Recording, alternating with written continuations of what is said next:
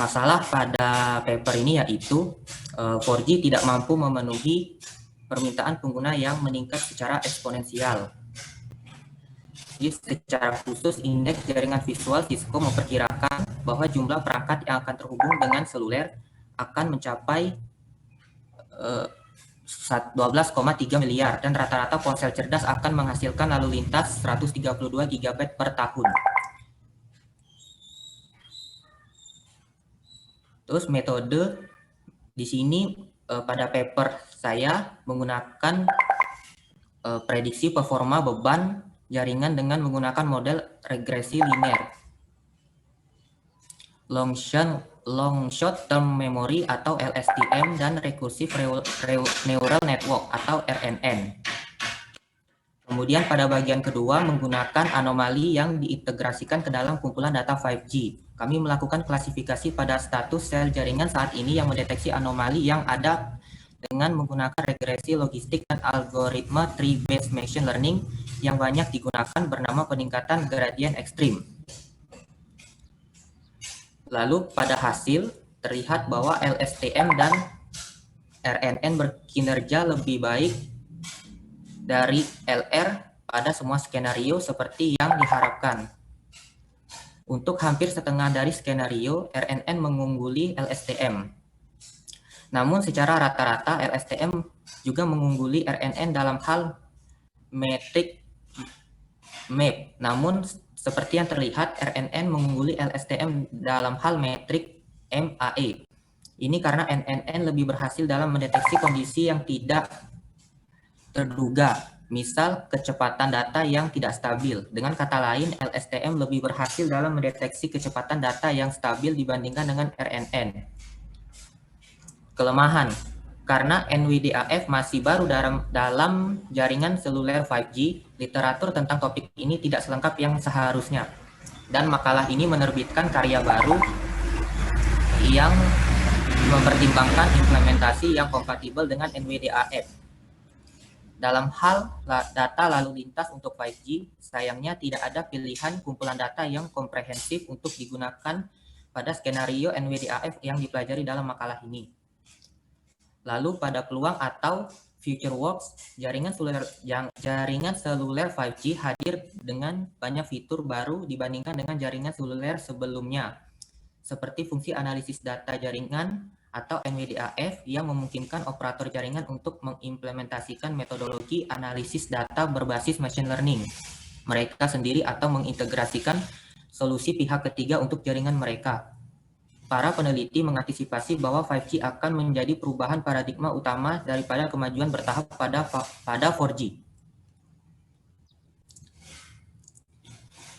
Lalu paper yang kedua berjudul Mobile Device Centric Approach for Identifying Problem Spot in Network Using Deep Learning. Paper saya ini tahun 2020. Nah, masalahnya yaitu dalam metode konvensional, karena perangkat seluler tidak dapat mengidentifikasi di mana masalah yang terjadi di jaringan, perangkat harus mengulangi transmisi ulang data atau upaya penyambungan kembali yang tidak berarti. Perangkat seluler dapat digunakan untuk mengetahui kualitas layanan atau pengalaman praktis yang menyimpulkan situasi atau konteks jaringan di sekitar orang-orang. Namun tidak mudah untuk merancang model, algoritma, atau platform sistem untuk perangkat seluler untuk memahami jaringan kompleks dan beragam. Lalu metode yang dipakai pada paper ini, kami mengusulkan pendekatan yang berpusat pada perangkat seluler untuk mengidentifikasi masalah jaringan melalui machine learning, yaitu MONPI. Sejauh yang kami ketahui, pekerjaan ini adalah percobaan pertama untuk merancang skema yang berpusat pada perangkat seluler yang mengidentifikasi titik masalah yang kemungkinan besar menjadi penyebab penurunan kualitas jaringan dengan memanfaatkan deep learning. Tujuan MONPI adalah memberikan informasi tentang titik masalah yang memungkinkan perangkat seluler secara fleksibel mengatasi berbagai masalah jaringan. Lalu pada hasil, kita dapatkan bahwa MONPI mengidentifikasi titik masalah di jaringan secara akurat. Hasil ini menunjukkan bahwa perangkat seluler yang menggunakan MONPI mampu memahami situasi jaringan secara mandiri. Lalu pada kelemahan terdapat satu vektor input model tersebut menghasilkan satu hasil dan MONPI dapat menyimpulkan titik masalah berdasarkan hasil tersebut. Namun parameter yang terkait dengan komunikasi atau jaringan dapat berfluktuasi dalam sepersekian detik yang dapat menyebabkan kesalahan penilaian MONPI. Jadi secara default, MONPI menggunakan beberapa hasil bersama untuk menyimpulkan tempat masalah yang lebih akurat. Lalu peluang atau future work-nya yaitu saat ini perangkat seluler memiliki daya komputasi yang kuat dan mampu mengumpulkan berbagai informasi jaringan sehingga dapat digunakan untuk menyimpulkan situasi dan konteks jaringan di sekitar masyarakat. Namun bukan hal yang sepele bagi perangkat seluler untuk memahami keadaan jaringan karena jaringan saat ini tidak hanya besar tetapi juga kompleks dan dinamis. Lalu paper saya yang ketiga yaitu Software Defined Network Based Management for Enhanced 5G Network Service. Masalah yang terdapat pada paper ini yaitu tantangan utama yang dihadapi jaringan 5G adalah biaya tertinggi dalam transisi dari 4G ke 5G. Teknologi ini kurang kompatibel dengan generasi ponsel sebelumnya. Selain itu, jaringan seluler 5G menderita karena pengelolaan sejumlah perangkat yang terhubung dengan menjalankan layanan yang berbeda.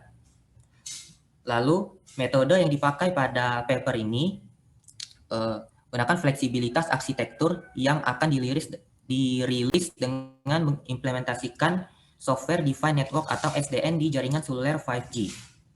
Lalu hasil yang didapatkan dari paper ini yaitu kami telah membuktikan bahwa arsitektur manajemen pengontrol LCPD biasanya memiliki penundaan yang lebih sedikit, throughput yang lebih tinggi, dan karenanya kinerja jaringan yang lebih baik daripada yang lain.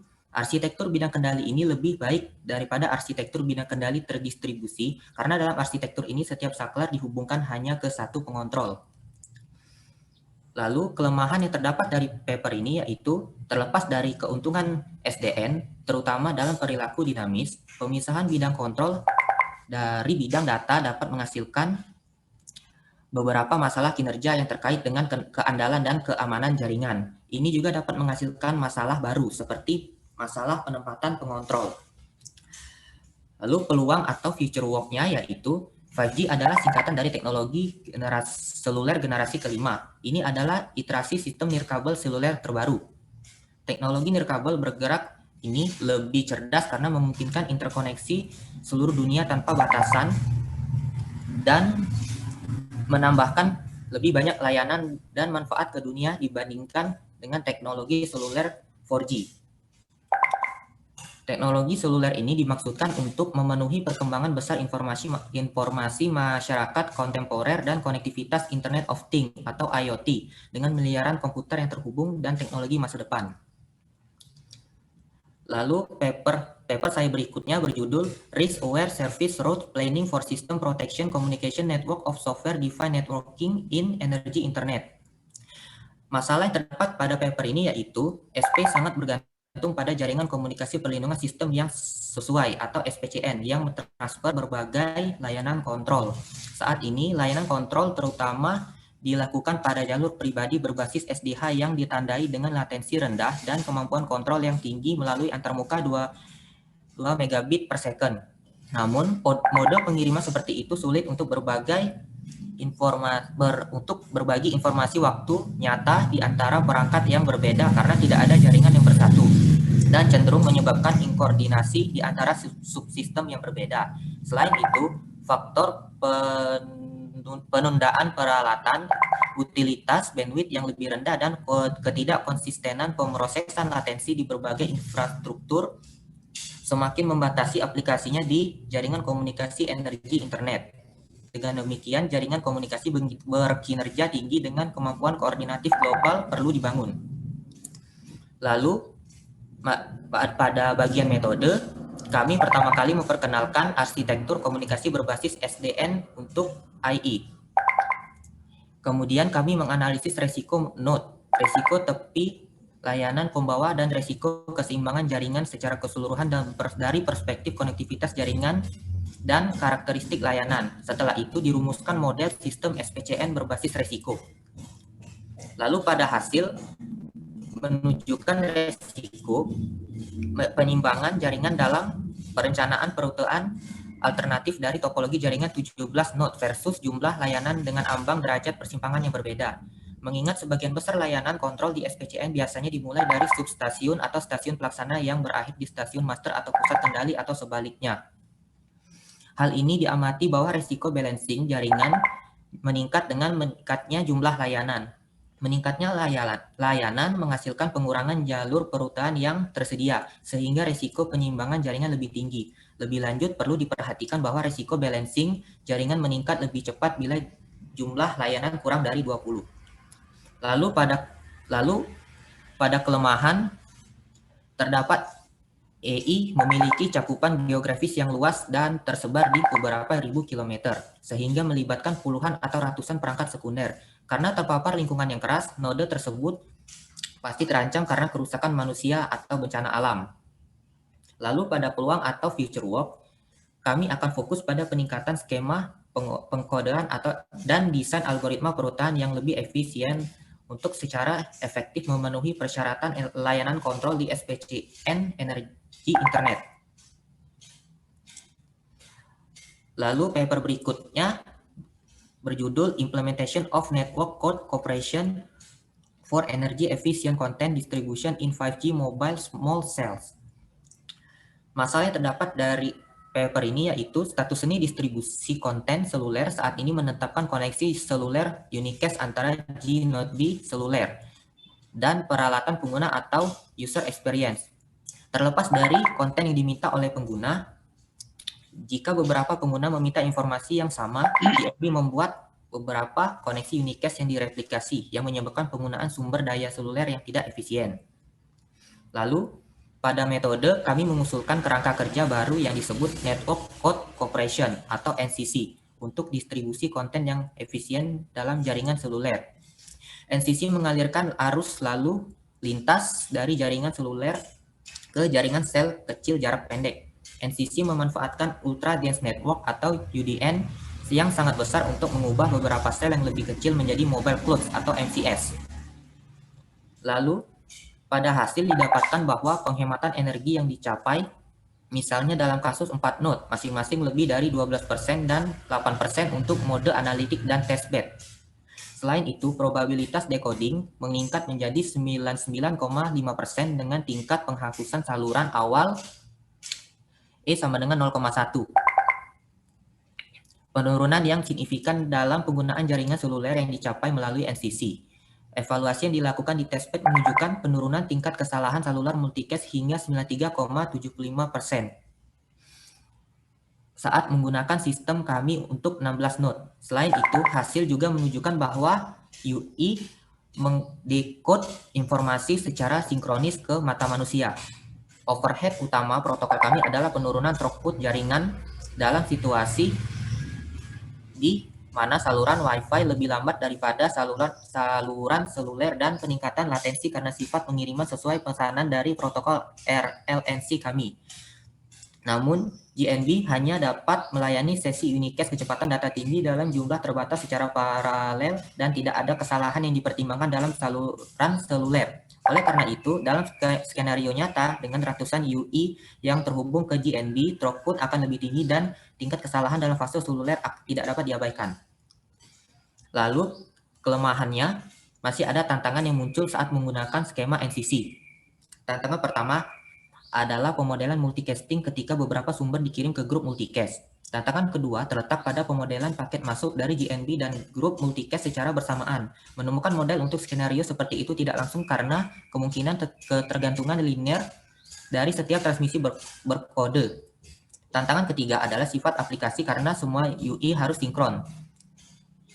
Penulis mengidentifikasi bahwa sejumlah besar pesan umpan balik yang diperlukan untuk melacak keadaan UE adalah salah satu masalah utama dalam sistem kooperatif yang ada.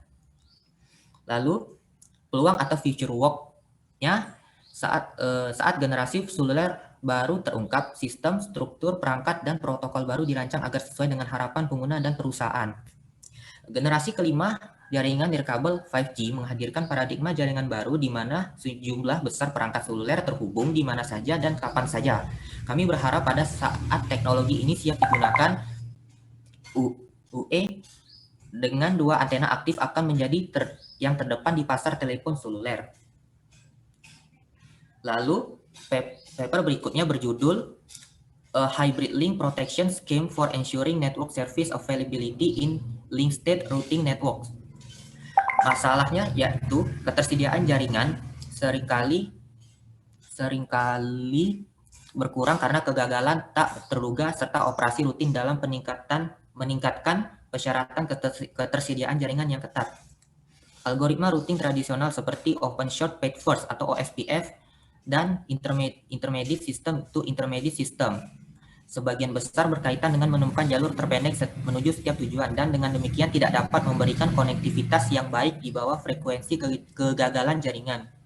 Saat mendeteksi kegagalan, mereka memulai link state advertisement global dan kemudian menghitung ulang rute yang pasti menyebabkan pemadaman jaringan. Lalu, metode yang digunakan pada paper ini mengusulkan skema baru yang disebut Hybrid Link Protection atau HLP, yang memenuhi persyaratan ketersediaan jaringan tanpa menimbulkan overhead yang signifikan dengan memperluas dan menggabungkan 2 jenis skema proaktif di atas. HLP dapat memberikan perlindungan jaringan yang penuh dengan cara yang sangat efisien. Lalu, pada hasil didapatkan bahwa ketersediaan jaringan terbesar yang kami uji adalah 99,99% yang mendekati nilai maksimum teoritis 100%. HLP memiliki keunggulan yang jelas dibandingkan full protection. Misalnya HLP biasanya membutuhkan sekitar 10% waktu full protection. Keuntungan HLP dibandingkan NAV full protection memverifikasi efek dari memilih sejumlah kecil link secara cerdas, sesuai dengan kontribusinya terhadap ketersediaan jaringan, dan juga keuntungan HLP dibandingkan full protection yaitu memverifikasi efek mengambil keuntungan dari banyak MNPI yang kurang komputasi intensif. Lalu pada kelemahan pada paper ini yaitu terdapat beberapa next hop yang ditemukan oleh MNP dapat digunakan untuk menghilangkan link yang gagal. Namun, tidak ada jaminan bahwa cadangan next hop selalu dapat ditemukan. Dan dengan demikian kemampuan perlindungan MNP terbatas. Begitu pula mekanisme cooperation free lainnya. Lalu pada peluang atau pekerjaan masa depan, kami akan memfokuskan penelitian kami pada merancang model kegagalan link yang efektif. Kami yakin bahwa pekerjaan kami akan membuahkan hasil dengan prediksi kegagalan link yang lebih akurat. Kami akan mempelajari cara menerapkan skema HLP dalam perangkat lunak hybrid yang ditentukan arsitektur jaringan. Lalu, paper berikutnya berjudul Dynamic Network Slice Scaling Assisted by Prediction in 5G Networks.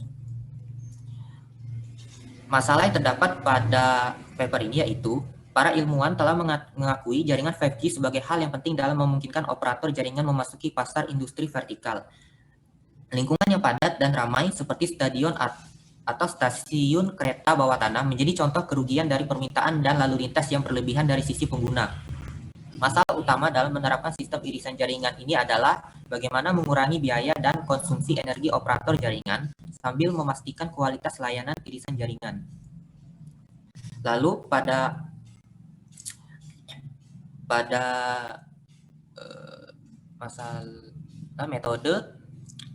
metode ini kami menyelidiki penyebaran dinamis dari irisan jaringan, menetapkan manajemen irisan jaringan dan arsitektur orkestrasi, dan merancang algoritma perluasan irisan jaringan adaptif yang dibantu prediksi berorientasi jaringan 5G untuk secara dinamis membuat dan menyebarkan irisan jaringan. Dalam algoritma kami, pertama-tama kami mempertimbangkan sistem dinamis di mana permintaan potongan jaringan dibuat secara dinamis. Kami kemudian mengusulkan algoritma prediksi HW yang untuk memprediksi tingkat lalu lintas dari potongan jaringan. Selanjutnya kami membangun strategi penskalaan adaptif VNF untuk menentukan jumlah VNF dan sumber daya. Strategi ini dapat menghemat sumber daya jaringan dengan menetapkan VNF secara wajar dan mengurangi jumlah VNF. Terakhir, kami mengusulkan algoritma penyebaran potongan jaringan online proaktif yang dapat secara dinamis menerapkan potongan jaringan sambil memenuhi persyaratan penundaan untuk meminimalkan biaya jaringan dan konsumsi energi. Lalu, pada hasil didapatkan bahwa HSR RSV lebih unggul daripada algoritma ISFC karena alokasi sumber daya berbasis beban kerja yang fleksibel. Ketika tingkat pemanfaatan rendah, algoritma ISFC mengurangi jumlah sumber daya yang sesuai, menimbulkan sedikit peningkatan dalam waktu respons. Waktu berjalan, algoritma kami lebih disukai daripada algoritma VPCM. Kami memilih algoritma ganda asli untuk perutaan link yang mengurangi seluruh waktu berjalan algoritma untuk memastikan kinerja yang baik. Lalu, kelemahan di paper ini yaitu pemotongan jaringan saat ini terganggu oleh beberapa kesulitan. Pertama, penelitian yang paling relevan berfokus pada penyebaran statis dari potongan jaringan. Pada kenyataannya, bagaimanapun proses permintaan potongan jaringan adalah dinamis, distribusi pengguna potongan tidak merata, dan alokasi sumber daya statis menyebabkan sumber daya biaya yang terbuang. Kedua, penyebaran VNF di irisan jaringan memengaruhi jalur perutan VNF irisan, sehingga memengaruhi kualitas penundaan irisan ini. Ketiga, biaya yang terkait dengan operator jaringan dan konsumsi energi jaringan tidak dapat diabaikan. Lalu pada peluang atau future work, itu penyebaran dinamis dari irisan jaringan energi rendah tidak dapat dihindari seiring dengan perkembangan jaringan di masa depan. Solusi yang kami usulkan menawarkan keuntungan delay rendah, konsumsi energi rendah, dan pemanfaatan sumber daya tinggi. Solusi ini dapat mengurangi biaya operator sekaligus memenuhi persyaratan potongan jaringan untuk konsumsi energi yang rendah. Pekerjaan kami merupakan langkah maju dalam penyebaran irisan jaringan dinamis yang sangat penting untuk pembangunan irisan jaringan hijau di masa depan. Di masa mendatang, kami berencana untuk bersama-sama menyebarkan irisan jaringan dengan jaringan terpusat informasi. Penerapan dalam skenario semacam itu rumit dan dengan demikian menghadirkan jalan potensial lain untuk penelitian selanjutnya.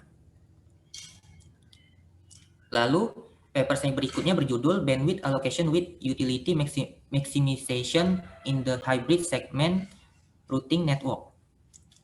Masa yang terdapat di paper ini yaitu untuk mengirimkan arus lalu lintas, setiap saklar pada jalur perutan perlu menyimpan status aliran dalam Ternary Content Addressable Memory atau TCAM.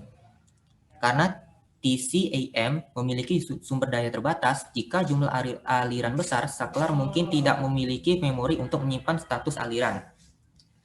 Lalu, metode yang dipakai pada paper ini yaitu algoritma alokasi bandwidth jaringan yang dioptimalkan untuk utilitas diusulkan dalam skenario hybrid IP atau SR yang mempertimbangkan koeksistensi antara node IP dan node SR. Lalu, hasil yang didapat pada paper ini yaitu hasil simulasi menunjukkan bahwa utilitas jaringan meningkat seiring dengan bertambahnya jumlah node SR. Ini karena jumlah total aliran yang dapat disesuaikan dalam domain meningkat. Bandwidth dialokasikan kembali dengan memodifikasi jalur aliran melalui algoritma dan dapat dilihat dari gambar bahwa tingkat pertumbuhan dari keseluruhan utilitas jaringan akan melambat ketika jumlah node yang dideploy dalam jaringan melebihi 50%. Dibandingkan dengan algoritma RSRLB, hasil simulasi menunjukkan bahwa algoritma kami diusulkan lebih baik karena hanya dengan memperkenalkan algoritma perutian di domain SR tidak dapat mempertimbangkan status tautan dalam domain IP. Algoritma SRLB hanya dapat mengatur arus lalu lintas di domain SR sesuai dengan status jaringan di domain SR, sehingga jalur perutan yang dihitung tidak optimal. Lalu, kelemahan pada paper ini yaitu mencari set jalur yang diizinkan, karena domain SR memiliki aturan perutan. Pada jaringan IP atau SR hybrid, kita harus merancang strategi untuk menghitung jalur yang mengikuti aturan domain SR. Lalu, pada peluang atau future work, perutan segmen atau SR memiliki keuntungan yang luar biasa untuk transformasi jaringan di masa depan dan rekayasa lalu lintas karena alasan berikut. Pertama, SR memanfaatkan perutan sumber paradigma yang mengarahkan perutan paket di jaringan melalui penyuntikan serangkaian segmen di header paket di router tepi. Kedua, arsitektur SR dapat diterapkan ke bidang data MPLS atau IPv6 melalui peningkatan yang ada perangkat lunak infrastruktur, yang berarti teknologi ini bisa dengan cepat diperkenalkan ke jaringan yang ada tanpa menyebabkan gangguan. Lalu, paper saya berikutnya berjudul Encrypt Network Traffic Classification Using Deep and Parallel Network in Network Models. Masalah yang terdapat pada paper ini yaitu pendekatan berbasis port adalah yang tertua dan paling sederhana yang mengekstrak nomor port dari header Packet Transmission Control Protocol atau TCP atau User Datagram Protocol atau UDP untuk menentukan kategori lalu lintas. Pendekatan berbasis muatan biasanya bernama aplikasi inspeksi paket dalam atau DPI, menganalisis muatan paket menggunakan pola yang telah ditentukan sebelumnya untuk protokol yang berbeda. Meskipun kedua pendekatan ini dapat mencapai klasifikasi lalu lintas yang akurat dalam beberapa skenario, keduanya kesulitan karena popularitas data terenkripsi dalam jaringan komunikasi saat ini, misalnya lalu lintas sesi jaringan pribadi virtual atau VPN, secara signifikan mengurangi keakuratan pendekatan berbasis port. Lalu, metode yang dipakai pada paper ini yaitu model dasar berbasis CNN atau Convolutional Neural Network.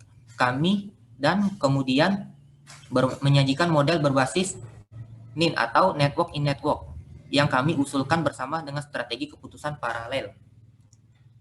Hasil yang didapat pada paper ini yaitu ketika model CNN dan NIN memiliki kompleksitas model yang sama, model NIN mencapai hasil yang lebih baik pada klasifikasi paket dari model CNN. Kedua, membandingkan rata-rata F1 skor NIN kecil dan CNN besar, jelas bahwa meskipun kompleksitas model NIN kecil jauh lebih rendah dari CNN besar, mereka mencapai kinerja klasifikasi yang serupa. Hasil ini menunjukkan bahwa model NIN dapat mencapai keseimbangan yang lebih baik antara akurasi klasifikasi lalu lintas dan kompleksitas model daripada CNN konvensional. Lalu, kelemahan pada paper ini yaitu CNN merupakan struktur model yang dominan dalam studi ini. Operasi konvolusi di CNN bersifat linear yang membatasi kemampuan abstraksi lapisan CNN saat mempelajari representasi laten dari data mentah yang dienkripsi. Kedua, tidak peduli menggunakan aliran atau paket sebagai unit untuk klasifikasi. Model yang ada memperlakukan paket secara keseluruhan atau hanya menggunakan bagian tertentu dari paket sebagai data masukan. Lalu peluang atau future work pada paper ini yaitu strategi keputusan paralel selanjutnya meningkatkan akurasi penggunaan model NIN tunggal untuk klasifikasi lalu lintas. Meningkatkan kinerja klasifikasi lalu lintas terenkripsi hanya dengan menggunakan data application layer akan menjadi tugas pekerjaan kami di masa mendatang. Lalu, paper saya berikutnya berjudul V2V Data Offloading for Cellular Network Based on Software Defined Network atau SDN Inside Mobile Edge Computing Architecture.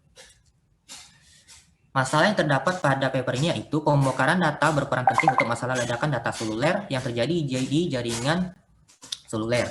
Makalah ini mengusulkan sebuah ide dan skema kontrol untuk mengarahkan lalu lintas komunikasi kendaraan di jaringan seluler ke jalur kendaraan atau V2V yang dapat ada di jaringan ad hoc kendaraan atau VANET. Lalu metode yang dipakai pada paper ini itu metode V2V VANET offloading berbasis di SDN dalam MAC atau SDN iMAC. Diusulkan untuk menyelesaikan masalah yang disebutkan untuk V2V VANET offloading pada lingkungan jalan raya. Lalu hasil yang didapatkan pada paper tersebut yaitu hubungan dengan jaringan seluler dibuat ketika kendaraan dibuat dan dikendarai di jalan raya. Throughput rata-rata menurun ketika jumlah kendaraan berpasangan untuk berkomunikasi satu sama lain meningkat. Untuk situasi kepadatan rendah, gambar sebelum menggambarkan bahwa throughput rata-rata dalam jaringan seluler berkurang seiring berjalannya waktu karena jumlah kendaraan berpasangan yang berkomunikasi satu sama lain meningkat seiring berjalannya waktu.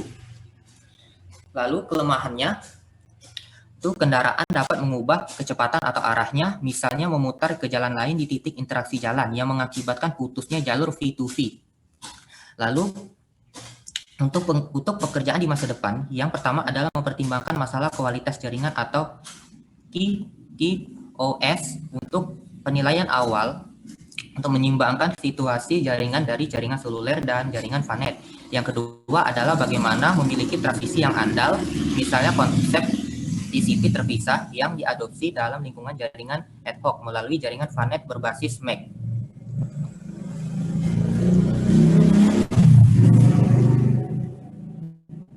Baiklah Pak, ini hasil dari presentasi saya mengenai tugas literatur review saya.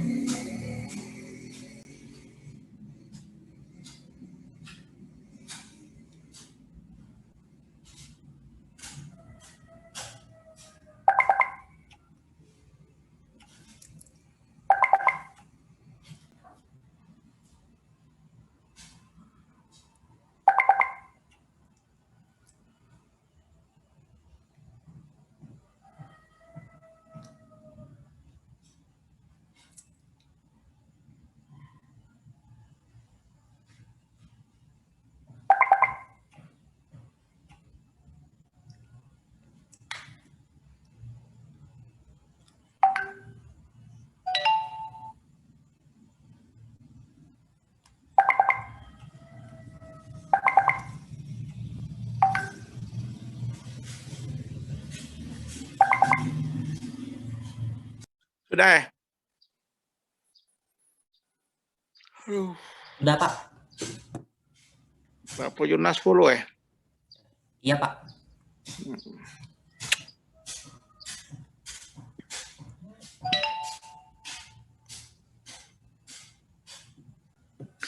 Oke.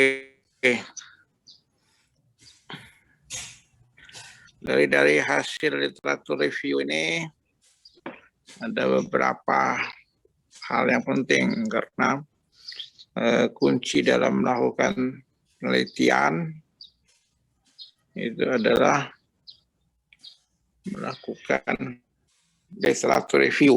Ya. Jadi di sini kita bisa melihat bagaimana cara orang merumuskan masalah, metode-metode yang dipakai, hasilnya, kelemahan, dan future work. Ya.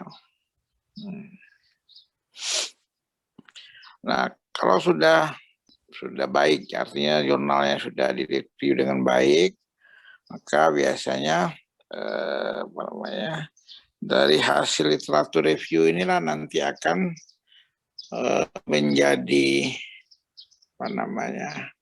menjadi arah dalam membuat proposal penelitian. Ya. Karena kita sudah tahu sekarang di topik-topik yang kita review itu apa masalahnya, kelemahannya apa. Ya. Jadi kalau mencari masalah adalah melihat apa kelemahan masing-masing metode. Nah, dari kelemahan-kelemahan itulah itu menjadi masalah kita, bukan melihat masalah orang. Jadi kelemahan dari masing-masing hasil review dari masing-masing jurnal itulah masalahnya sebenarnya. Ya. Ya. Terus latar belakang itu ya berkaitan dengan menceritakan tentang masalah orang, masalah, metode, dan hasil. Ya. Jadi saya ulangi lagi. Kalau latar belakang itu kita itu menceritakan, menggabungkan dari misalnya 10 review jurnal ya, kita menceritakan ya, latar belakang masalah kita itu dari masalah-masalah orang ini, metodenya, hasilnya apa gitu. Itu latar belakang. Terus di masalah yang kita akan ajukan dari hasil kelemahan. Ya. Mana yang mau dipilih, fokus kelemahan yang tadi, itulah yang mau diangkat jadi masalah. Ya, kalau ini ada 10 kelemahan, ya satu saja yang mana yang paling cocok, yang kita kira akan bisa kita selesaikan, yang kita tertarik, nah itu jadi masalah. Gitu. Jadi dalam literatur review ini akan menghasilkan bab 1, bab 2, bab 3 sebenarnya. Bab 1 itu kan latar belakang, perumusan masalah, tujuan, manfaat. Ya. Gitu. Terus bab 2 itu kan state of the art, dan teori atau literatur review. Ya. Hasil dari review ini diringkas per alinea, bisa per paper atau digabungan beberapa jurnal ya, ditulis dalam satu kalimat. Intinya ringan pustaka itu ya literatur review tadi juga. Ya. Tapi kalau pendahuluan, latar belakang masalah yang kita pilih dari kelemahannya, apa yang mau jadi fokus kelemahan dari yang kita temukan tadi, terus buat latar belakangnya, buat ini ya.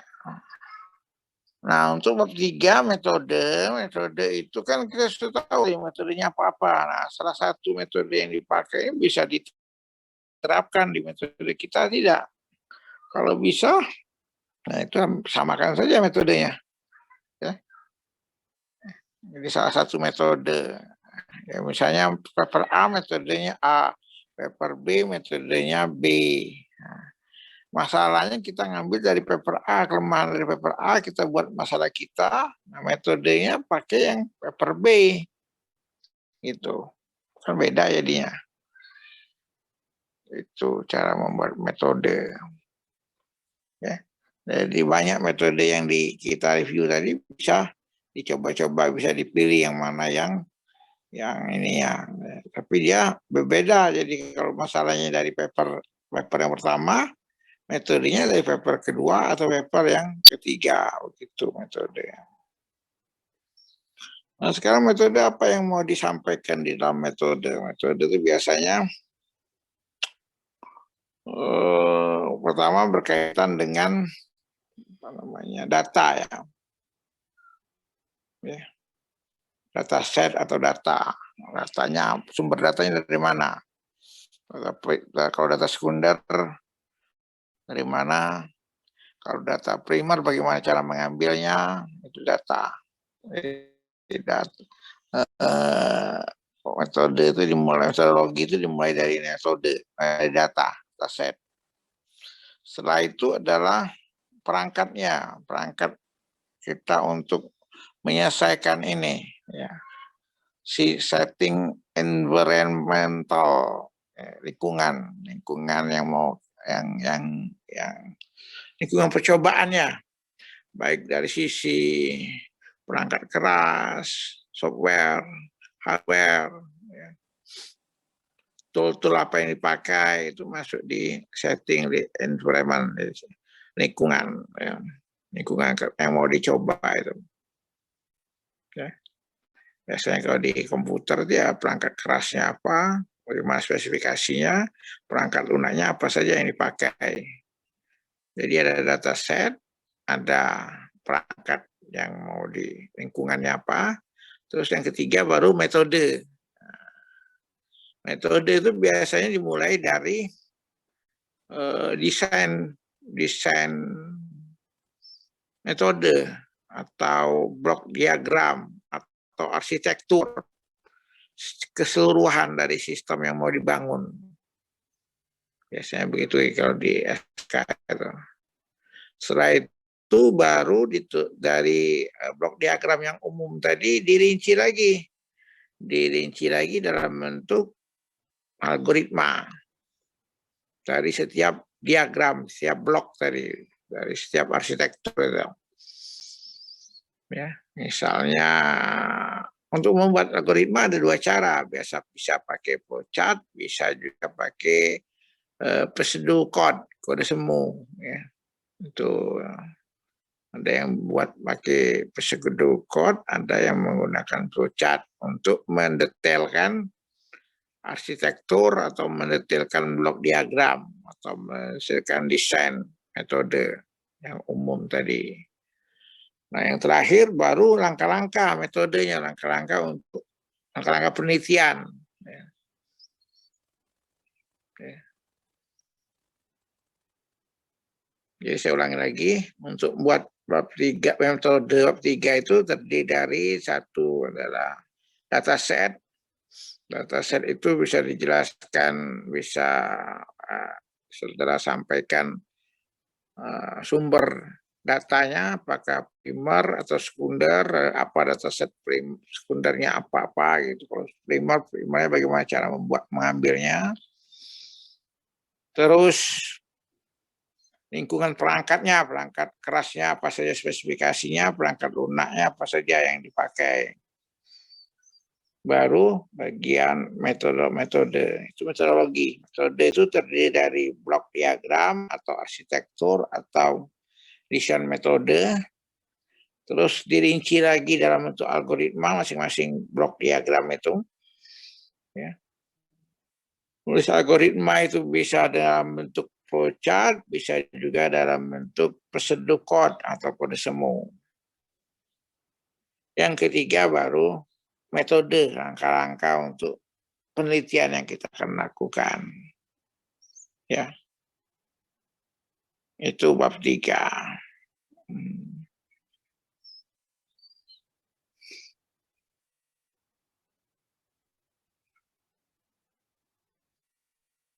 Nah, jadi itu bab 1, bab 2, dan bab 3.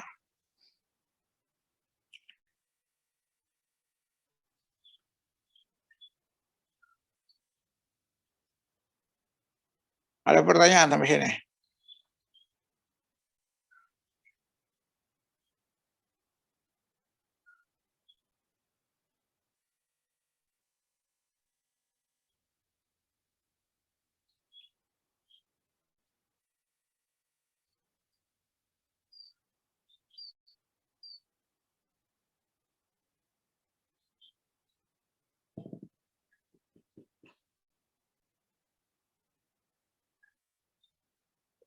Ada pertanyaan?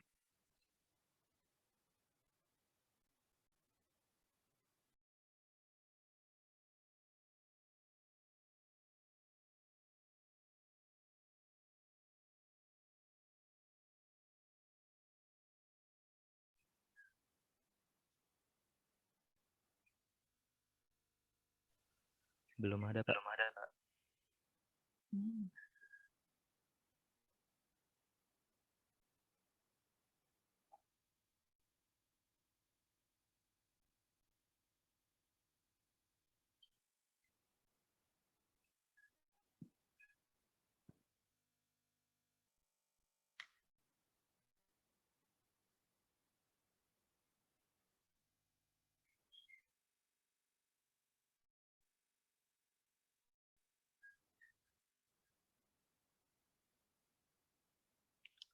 Oke, kalau tidak ada,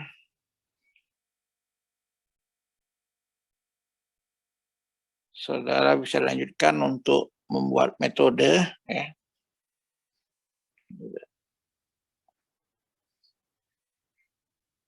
Minggu depan kita mulai menulis, jadi saudara akan menulis minggu depan bab 1, dilanjutkan bab 2 dan bab 3. Ya. Hari ini saudara coba dulu tulis, ya, pilih dulu masalahnya apa, metodenya apa. Ya tadi, masalah itu diambil dari kelemahan. Ya. Hasil literatur review ini dilihat di kolom kelemahan atau di peluang atau future work. Nah itu pilih saja salah satu yang mana ya masalah yang mau diambil. Ya, dari kelemahan orang itu, itulah masalahnya. Itu. Menyelesaikan masalah itu. Terus metodenya dipilih. Ya. Nah, itu untuk disiapkan untuk menulis mulai minggu depan kita akan saudara diminta untuk menulis bab 1, bab 2 dan bab 3 ya. Minggu depan akan dimulai bab 1 dulu. Jadi tahap untuk literatur review sudah selesai hari ini dan saya lihat yang disampaikan oleh si Al-Ma'is tadi sudah cukup baik ya. Hanya sudah bisa memang masalah disekolahkan ya. Walaupun ada kurangnya boleh dipakai, masih belum memahami ya. Kalimatnya masih menggunakan Google Translate ya. Ada banyak kata-kata yang masih bahasa Google Translate yang bahasa Inggris yang kita tidak paham ya. Ini ya maksudnya apa gitu ya. Tapi sejauh secara umum sudah baik ya, masalah, hasil, metode dan yang lain-lainnya sudah teridentifikasi dengan baik. Ya, ini teruskan saudara belajar sendiri bagaimana justru mereka masalahnya apa, mencari masalah baru untuk saudara, bukan mencari masalah yang ada di paper ini kan. Jadi saya ulangi lagi, cari masalahnya lihat di kelemahan dan di future work atau peluang. Nah, itu dipilih. Terus metodenya apa?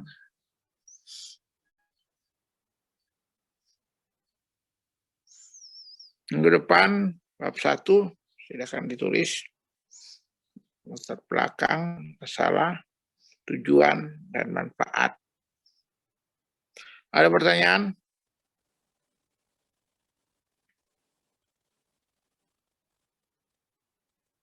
Kalau tidak ada, kita akhir. Wassalamualaikum warahmatullahi wabarakatuh. Waalaikumsalam warahmatullahi wabarakatuh. Waalaikumsalam.